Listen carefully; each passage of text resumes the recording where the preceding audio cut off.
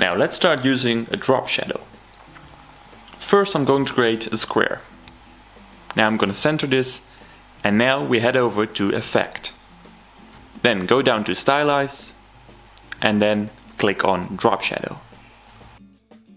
Now just play with the settings until you're satisfied and then press on OK. Now in my case I'm just going to change the X offset, the Y offset and the blur radius.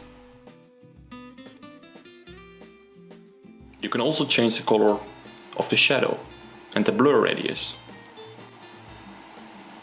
And when you're satisfied, just press Enter or OK to apply the changes.